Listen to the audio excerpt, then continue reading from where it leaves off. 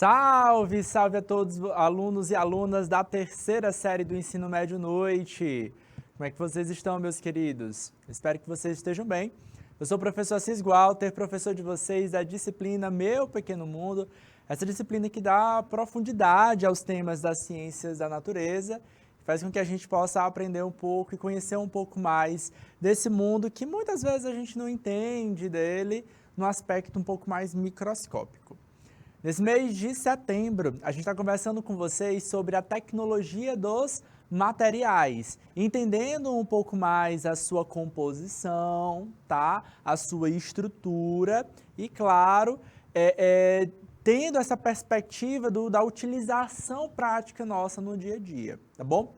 Na aula de hoje a gente vai dar continuidade, tá, a essa abordagem, a esse tema, e a gente vai entrar um pouquinho no campo aí da reciclagem, da reutilização desses materiais, tá bom? Então tá na tela aí para vocês o tema da nossa aula de hoje, que é tecnologia dos materiais, a continuação da primeira aula, tá? Então na primeira aula eu apresentei para vocês um pouquinho sobre o que é material, sobre o que quais são os principais compostos, tá? As principais composições desses materiais. Objetivos da nossa aula de hoje é exercitar questões também e reconhecer aplicações atuais dos possíveis materiais, tá? Só para a gente resgatar com vocês os primeiros temas que a gente já trabalhou na primeira aula, tá? Ciência do material e engenharia dos materiais, galera. Ciência do material, o que é? Toda vez que a gente pensar em ciência do material, a gente está pensando no conhecimento científico que é gerado. Como assim, professor? Quando a gente estuda os materiais de um modo geral. O que é material, galera? É matéria, tá? Toda matéria é aquilo que existe, que possui massa e ocupa um lugar no espaço, certo? Ele é um produto concreto. Parte desses materiais, eles já estão na natureza, tá? São o que a gente conhece como recursos naturais, que têm esse potencial interesse humano na sua utilização, tá? Então, desde aí que o homem é homem, né, que ele começou a trabalhar e criar tecnologia, tá? Já disse para vocês, quando a gente pensa a palavra tecnologia, a gente pensa logo assim, é todo produto, todo serviço, toda metodologia que o ser humano utiliza para o benefício próprio, tá? Então, desde que o homem lá da pedra lascada, lembra lá dele, do homem pré-histórico, que vocês assistem lá na aula de história? Pois bem, esse homem, quando ele estava lá lascando uma pedra, ele estava criando e gerando tecnologia, claro, propícia para ele, né? Solucionava os problemas dele lá na caça, na defesa, na proteção dele, tá bom? Só que, claro, né, de lá para cá muita coisa mudou e principalmente o desenvolvimento do conhecimento científico, né? Hoje a gente entende muito mais sobre essa matéria, a gente entende muito mais, né? Qual é a melhor material que vai conferir mais resistência, que vai conferir mais maleabilidade.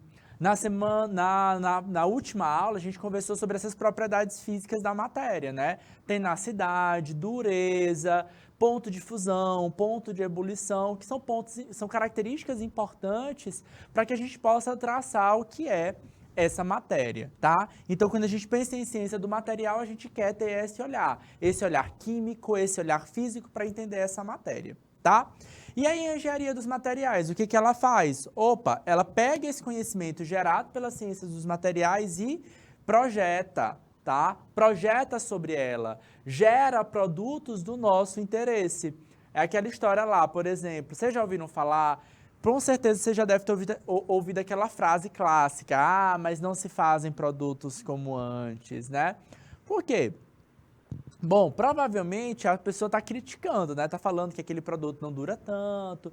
E de fato existe uma certa lógica ali, tá? É o que a gente conhece como obsolescência programada, tá? Fugindo dessa ideia da obsolescência programada, uma das críticas que algumas pessoas fazem justamente por não conhecer a engenharia dos materiais é entender o propósito que está ali por trás dela. Como por exemplo, tá?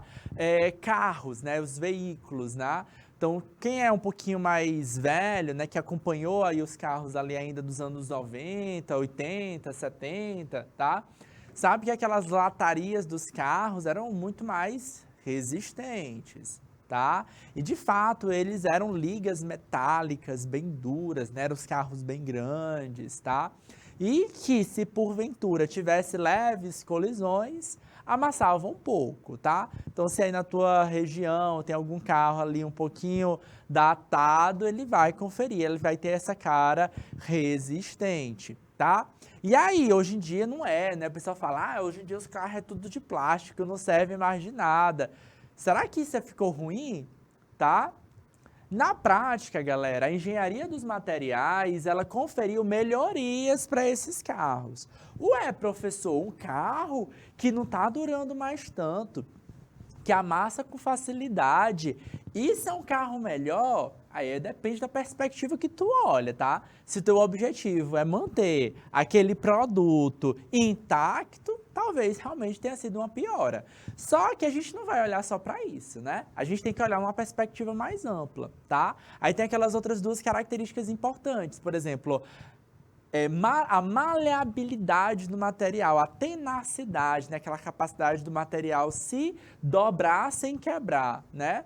Um polímero, por exemplo, ele tem essa característica de poder amassar um pouco mais, ou seja, absorver mais da energia do impacto do carro, sem necessariamente quebrar ou destruir. Isso é bom? Isso é bom em que aspecto? Vai conferir mais segurança para o passageiro, porque, gente, um carro é lei da física, tá? Toda ação tem uma reação, tá? Então, a força que está acontecendo ali, o impacto que está acontecendo ali naquele veículo, naquele carro, vai chegar ali para o passageiro de alguma forma. Se parte dessa energia, se a gente puder dissipar o máximo de energia para que não chegue no passageiro, melhor possível. Então, é melhor que o carro amasse do que, de fato, aquela energia chegar ali para o passageiro. Confere um pouquinho mais de segurança ali, certo?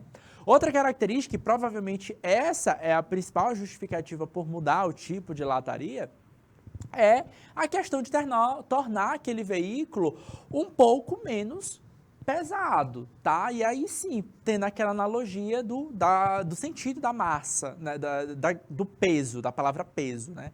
O que é peso? É a massa associada à gravidade, à força gravitacional, né? Massa vezes a gravidade. Galera, por que isso é importante, tá? Um carro mais pesado, né, que eu utilizei um elemento, uma estrutura, um material mais pesado, literalmente pesado, ele vai gastar mais energia, tá? E essa energia é combustível, galera, é gasolina, é etanol, tá? Então, um carro mais leve, uma carroceria mais leve, vai conferir necessariamente aí, talvez, tornar aquele veículo mais econômico. Tem um interesse interessante, tem um interesse ali no aspecto, tá? Hoje, cada dia mais, a gente está entrando na era dos carros híbridos, tá? É uma tecnologia que já está aí no mercado.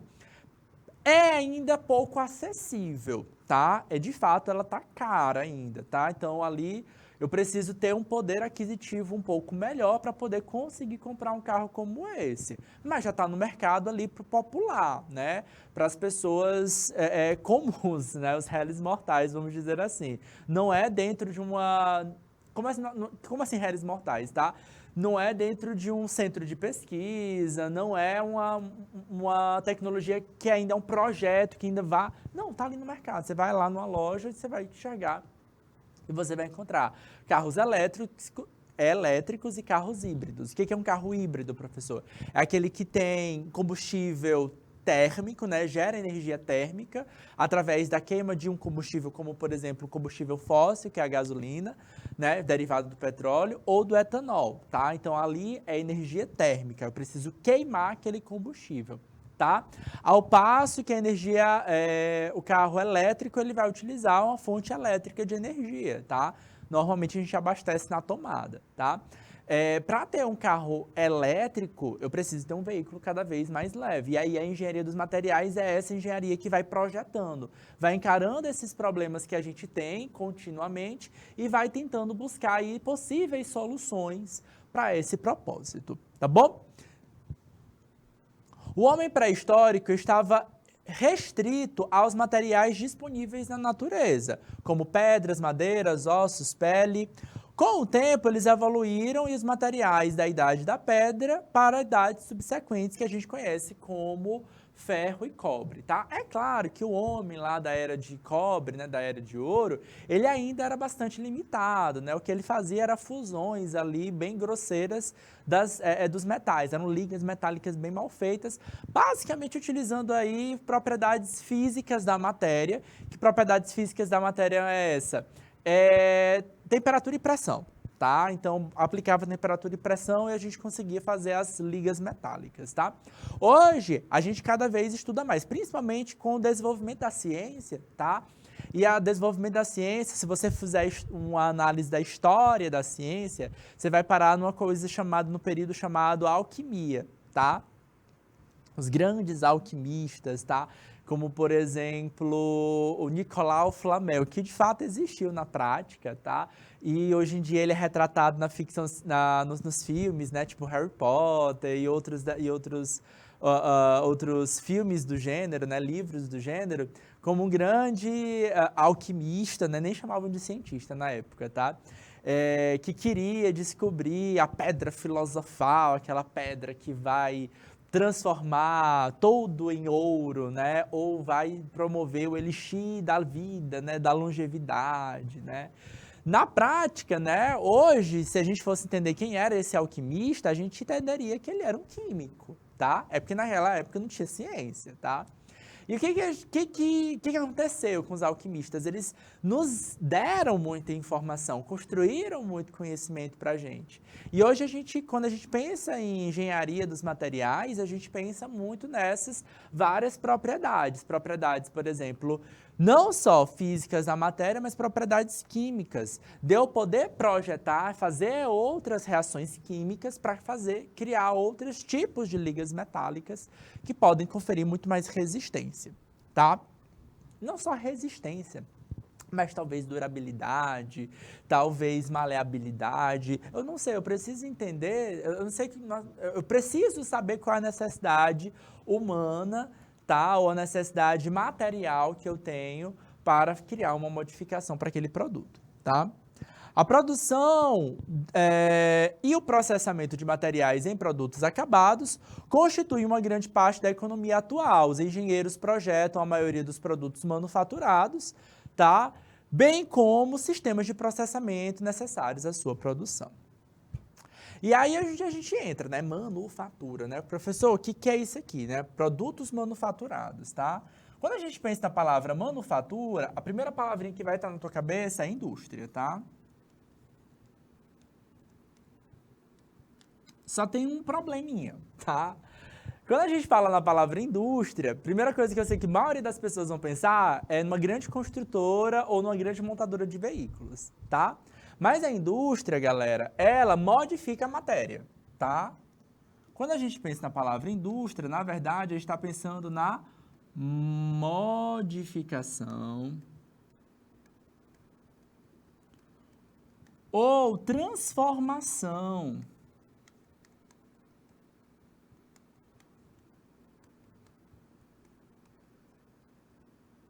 da matéria.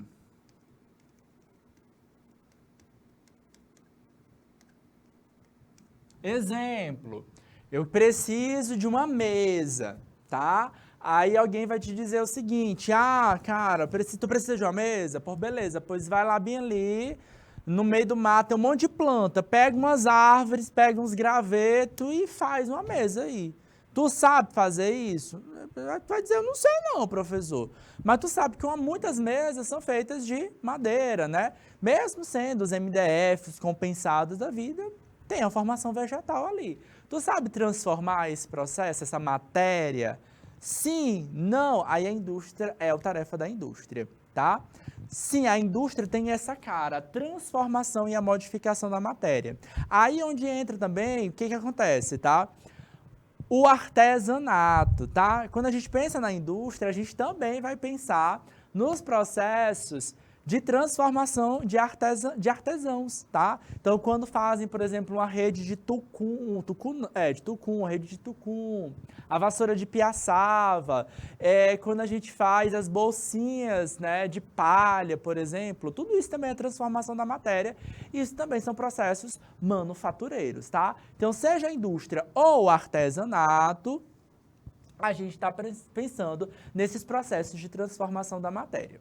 Na prática, a ideia é sempre essa, tá? A gente tem natureza, a gente vai ter a ideia de uma indústria, e lá na ponta a gente vai ter o consumidor.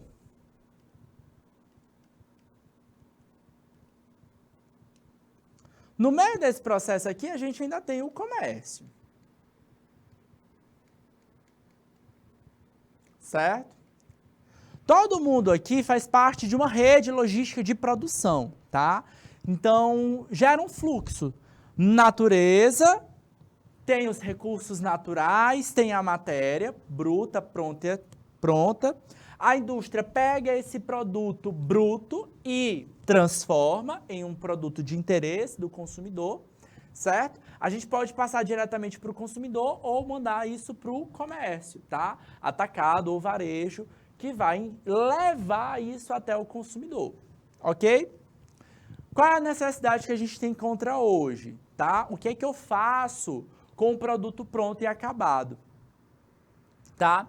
Vamos lembrar o seguinte, galera, na aula passada, tá? Eu apresentei para vocês os 3 principais tipos de matéria que a gente tem. É claro que a gente vai ter mais, tá? Mas os 3 principais tem lá, metais, cerâmicos e polímeros, né? Exemplos de metal, as latinhas de metal, uma liga metálica ali, mas com essência de alumínio. Cerâmicos, né? Pode ser um copo de cerâmica, mas pode ser uma garrafa de vidro, tá? O vidro, gente, é um tipo de material cerâmico, tá? E o polímero, que a gente mais conhece, são os plásticos, os vários tipos de plástico, por exemplo, garrafa PET. Eu apresentei, inclusive, para vocês os 3, tá? Como o quê? Como frascos de Coca-Cola, né? Tem a latinha de Coca-Cola, tem a garrafa de KS de Coca-Cola que é no vidro e tem a garrafinha de plástico de Coca-Cola. Quando tu vai comprar uma Coca-Cola ou uma água mineral da vida ou um suco ou outro refrigerante, tu vai atrás do líquido, não é não? Tu tá atrás do líquido. O que tu tomou o líquido? O que tu faz com a embalagem? Professor, eu jogo fora, eu jogo no mato, né? Galera, aquela embalagem, ele tem um material e ela serviu um propósito. Qual era esse propósito? Levar ao consumidor o produto que ele queria na prática. Quando a gente não precisa mais daquele produto, que era a embalagem, ela vira lixo, tá? Ou ela vai virar, nos termos técnicos da expressão, tem um termo técnico para isso. Ela é um produto de pós-consumo. Por quê? Porque o consumidor consumiu e não quer mais ele. Eu não quero mais essa embalagem, eu não quero mais essa latinha, não serve, eu não sou artesão, eu não sei o que fazer com ela. Eu não enxergo valor, mas alguém pode enxergar valor. Tá? Aí é onde entra uma atual necessidade que a gente tem na nossa sociedade. Qual é? O que eu faço com esse resíduo sólido? O que eu faço com esse produto de pós-consumo que o consumidor final não quer mais? Porém, será que alguém enxerga valor nela? É muito importante que a gente entenda a diferença entre valor e preço, tá? Quando a gente pensa no valor, a gente pensa logo que é preço e tá, isso é caro. Não, galera. Valor é eu enxergar potencialidades para aquele produto. Eu pego uma latinha de metal e eu sei fazer artesanato? Ah, que ótimo, bora criar e tal, com isso aqui, tá? Então, tem muita gente que enxerga, é muito criativo, consegue inovar, vira artesão, faz brinquedos com aquilo dali para as crianças, para os animais, certo? Cria módulos ali, então beleza, fantástico. Se eu não enxergo, eu posso ver valor ali? Claro que não. Mas eu sei, mas aí é que está o processo da educação para a gente. Outras pessoas vão enxergar valor e aquilo dali pode mover a economia. Para mim isso é lixo, isso vai para o lixeiro, mas se eu posso promover, né, uma ciclagem daquela matéria, conservar, proteger o meio ambiente de um resíduo sólido, melhor ainda. Aí é onde a gente entra aí a ideia da logística reversa. Olha essa imagem aqui que a gente tem, ó. De um lado nós temos os recursos que vão estar onde? Na natureza. Ok, beleza. Eles vão para manufatura, onde é que isso acontece? Na indústria. Vão depois para o consumidor.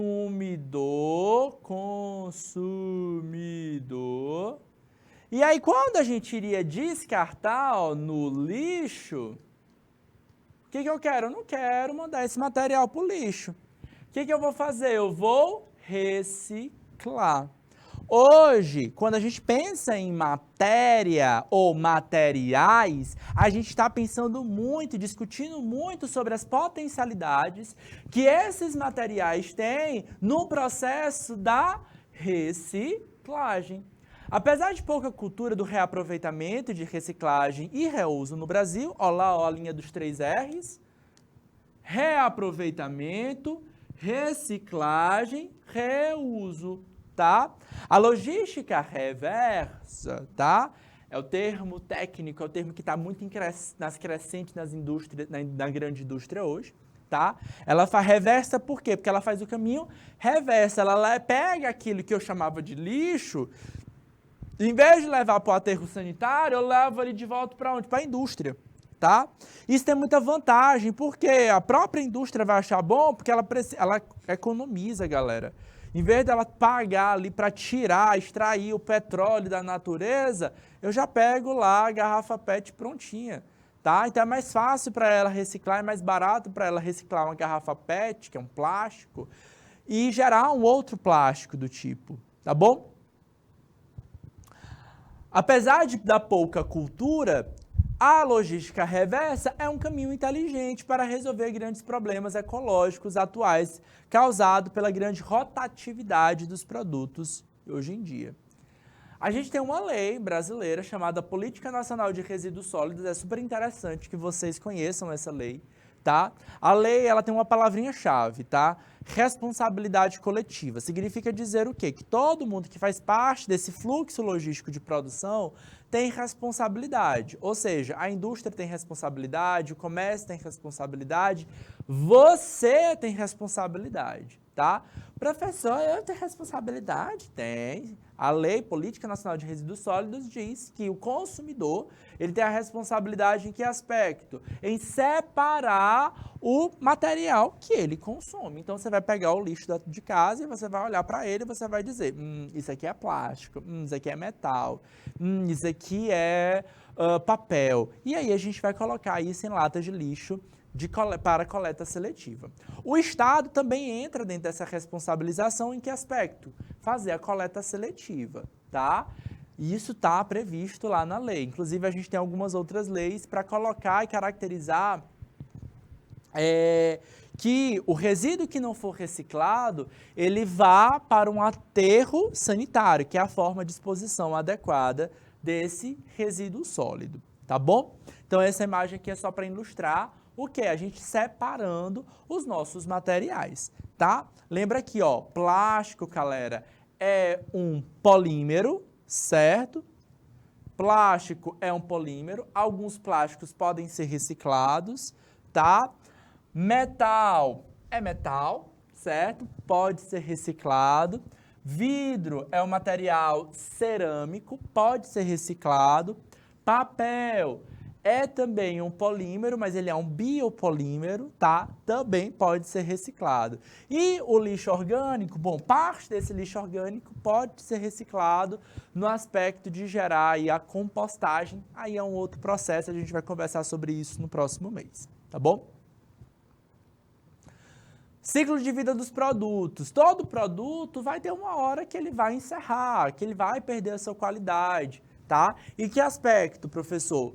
No aspecto dele ser, então, que eu chamo para vocês, produto logístico de pós-consumo. Essa imagem aqui, eu quis chamar a atenção para vocês pelo detalhe, tá? O processo de transformação desses produtos, tá? Isso aqui, galera, é uma lata metálica, tá? Que revolucionou a humanidade para conservar os alimentos. Os primeiros produtos hermeticamente fechados foram produtos enlatados, tá? E até hoje eles foram um sucesso no transporte de alimentos, tá? Ao longo da história da humanidade, principalmente aí nas grandes colonizações, nas grandes navegações, muita gente morreu e adoeceu justamente pelo quê? Porque os marinheiros passavam muito tempo a bordo do mar e se alimentavam muito mal, certo? Muitas doenças foram descobertas por conta disso. Os produtos enlatados foram boas saídas nesse processo. O que aconteceu, tá? Nesse processo, no transporte, algumas latas amassavam, certo? A qualidade dela caía. E aí, o que a gente tem, tá? Microscopicamente, visualmente, você olha para um amassadinho desse e você fala assim, não aconteceu nada não, menino, só amassou um pouquinho, tá? Mas microscopicamente, o que acontecia? Pequenas rupturas, tá? Talvez seja a má qualidade daquele material, daquele metal ali, no aspecto da tenacidade, certo? Ele amassa, mas ele quebra, ele rompe, tá? Então, microscopicamente, eram encontradas o quê? Pequenas rupturas. E essas rupturas passavam bactérias, tá? Uma doença que ficou muito conhecida aí nesse processo é o botulismo, tá? O que é o botulismo? Algumas bactérias, não são todas, tá? Algumas bactérias que entravam nesses produtos enlatados, contaminavam aquele alimento e produziam uma toxina chamada toxina botulínica, tá? Essa toxina botulínica promove paralisias cardiorrespiratórias, na verdade, paralisia muscular, tá? Quando chega no nosso corpo, essa toxina botulínica, ela para o coração e o pulmão, então você tem a parada cardiorrespiratória, então mata a pessoa, tá? Hoje, a gente utiliza essa toxina botulínica como botox, tá? Para paralisar o rosto e retardar o envelhecimento. Tá vendo? O ser humano, ele sempre ressignifica, tá? Então, essa é a graça do conhecimento, de gerar conhecimento, né? Então, poxa, toxina botulínica causa paralisia muscular, isso é ruim. Será, né? Então, se aplicado profissionalmente, com cuidado, com muito profissionalismo, pode ter vantagens aí no aspecto estético, talvez, certo? Mas e aí no aspecto de material, professor, o que acontece com essa lata? Gente, viu uma lata amassada? Evita o consumo, tá? Evite o consumo. Mas, se essa lata estiver estufada, tu nunca vai consumir, certo? O que está acontecendo, tá? Lata estufada é diferente de lata amassada. Lata estufada significa dizer que o micro-organismo, existe contaminação de micro-organismo ali dentro, e aquele micro-organismo cresceu a ponto de estufar, né? Ele soltar gases. É que nem um pão, sabe? Quando tu sova um pão e aquele pão cresce, tá? Os micro-organismos ali estão fermentando, estão produzindo gases e o pão cresce. Se a lata estufou, se a caixa de leite estufou, joga fora que aquele alimento está com certeza contaminado. A lata não, professor, aí o que acontece, tá? As empresas, tá? A indústria produtora das latas, é claro que ela não ia ficar de cara para cima, né? A gente tem a engenharia dos materiais, é para isso. Então, ela desenvolveu tecnologias, ela mudou essas latas, tá? Então, as latas hoje, elas não são 100% de plástico, tá? Como eu disse elas não são 100% de metal hoje em dia, elas são mais de compósitos, né? Elas são misturadas ali. Então, por dentro, se você abrir agora uma lata, a próxima vez que você abrir uma lata, você vai perceber que por dentro ela tem um revestimento de polímero, um tipo de plástico específico, que vai garantir aquela estrutura de lata mais um teor mais tenaz, né? Vai dar mais tenacidade para aquela lata e mais dificuldade dessa lata romper. Consequentemente, vai garantir o produto dentro, que está enlatado, menos contaminação, tá? A ciência, a engenharia dos materiais, elas funcionam com esse propósito. E aí essa imagem é só para vocês visualizarem aqui, galera, tipos de plástico, tá? Aqui são tipos de plásticos que a gente tem, tá? Como, por exemplo, polipropileno, o EVA, o PS, existem outros, como TNT, que é o tecido não tecido, aquele da máscara cirúrgica, tá? Nós temos o PET, nós temos o poliéster, que é aquele das camisas de tecido de time de esporte, sabe? Nós temos o PVC, tá? Então, tudo isso aqui são tipos de plástico que a gente tem. Alguns são recicláveis, outros não, certo? Produto plástico que vai para alimento, normalmente não é reciclado. Produto plástico que vai para a indústria, para material hospitalar, tipo seringa, não é reciclável. Aliás, material hospitalar nenhum é reciclável, tá? Mas alguns são recicláveis, é o caso do PET. Essa imagem mostra aqui para vocês uma saída interessante, tá? Do PET. Em geral, galera, quando a gente fala de reciclagem, o PET gera outro PET, tá?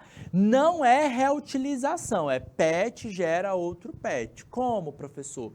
Processos físicos, eu trituro aquele plástico, eu derreto aquele plástico, aí ó, eu solubilizo aquele plástico, então tem processos físicos, trituração e derretimento, mas eu também tenho processos químicos, no qual eu transformo aquela estrutura química, aquela matéria, em outra matéria, tá? Aí quando o PET volta a ser outro PET, a gente está falando de reciclagem direta. Nesse caso aqui, ó, o PET pode se transformar em outra matéria. E tem processos químicos para que isso aconteça, tá? Isso também é um tipo de reciclagem, mais especificamente é uma técnica de downcycling, tá? Essas palavrinhas downcycling, upcycling estão crescendo, tá? Estão muito em alta hoje, tá? Downcycling é para baixo. Por quê? Porque eu perco valor, tá? Perde valor, professor? Sim.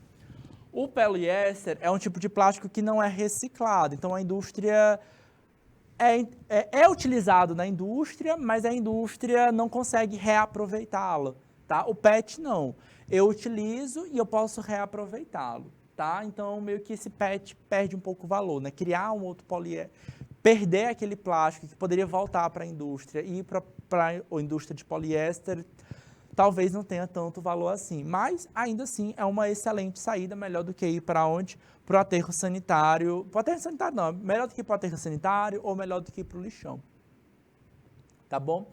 A gente tem tecidos de garrafa PET, feitos, na verdade, né? O PET transforma em poliéster, esse poliéster vai virar uma camisa, aí pode ser uma camisa de time, ou pode ser uma camisa 50% algodão, 50% poliéster.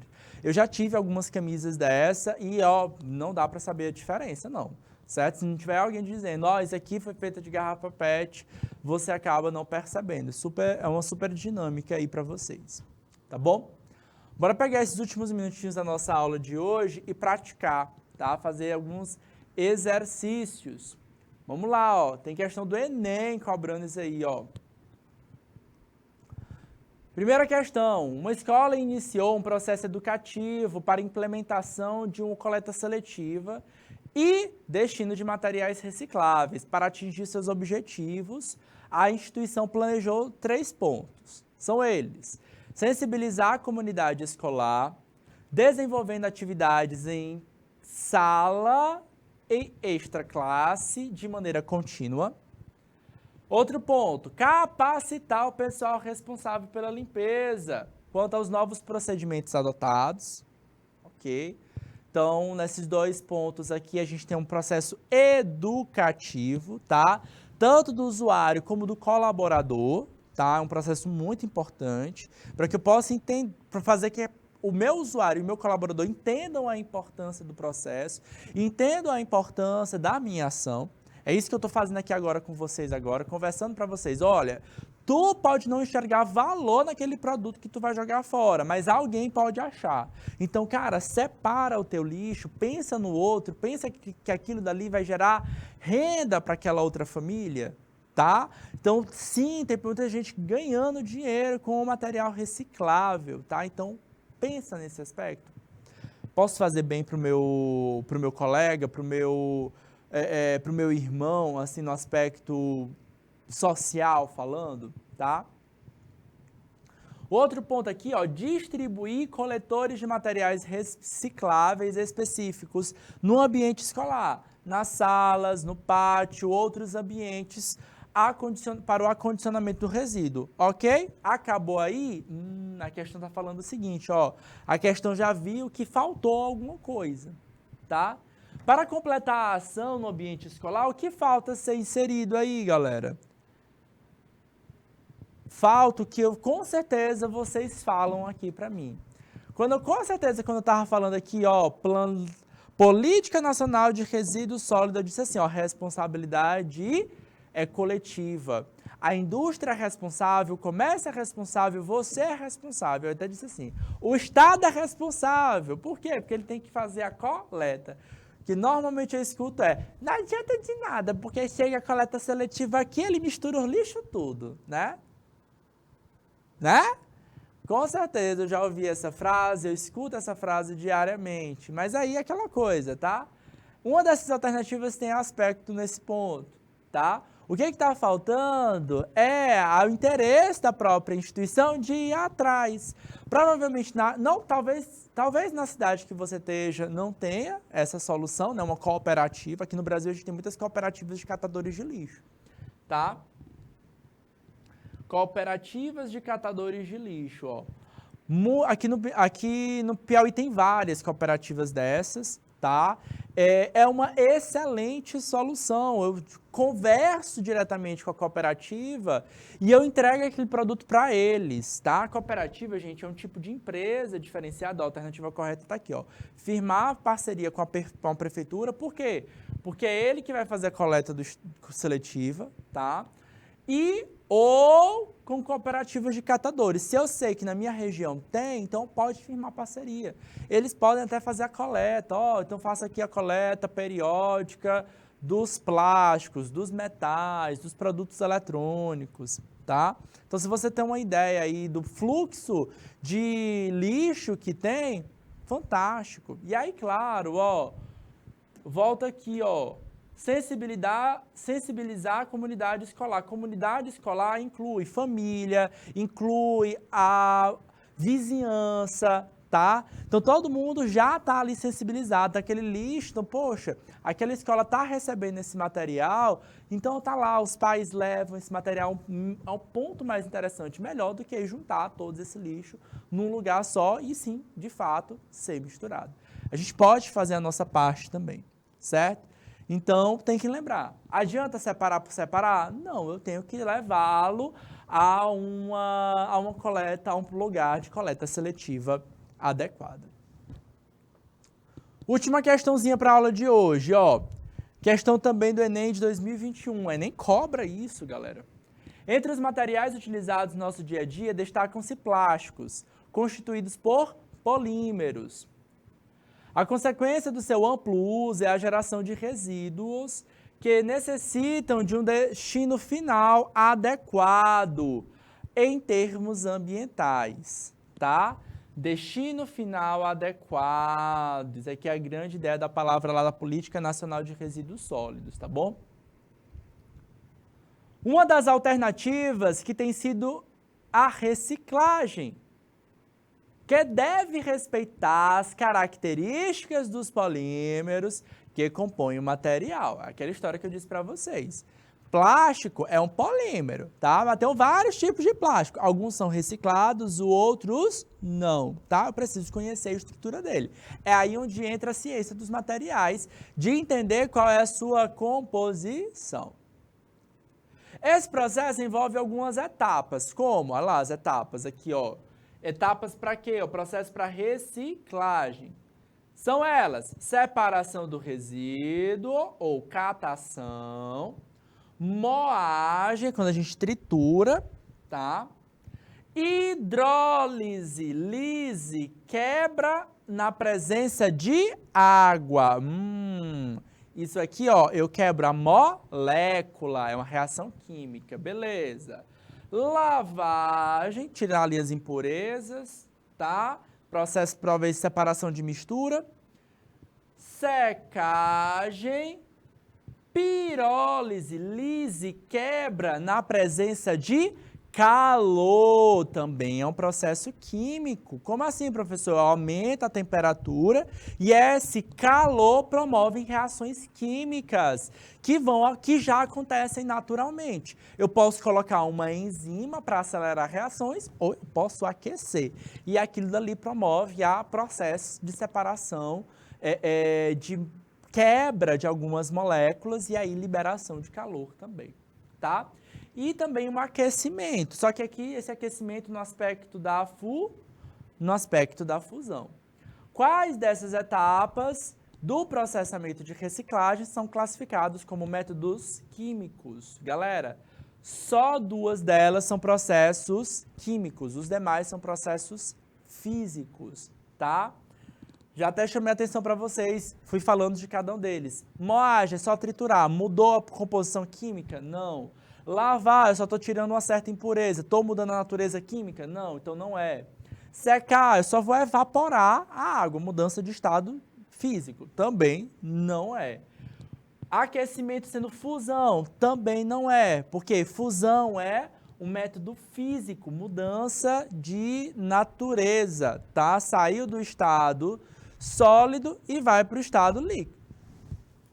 E aí, o que a gente tem, professor, como processo aí químico? A hidrólise, lise, quebra na presença de água, e a pirólise, que é o quê?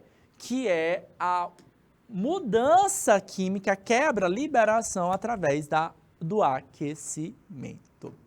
Galera, vai ficar mais questões aqui para vocês, tá? Esse material vai ficar salvo e tem gabarito lá no final, tá bom? Quero agradecer a atenção de vocês e a gente se encontra na próxima aula. Grande beijo, grande abraço, até mais, tchau, tchau!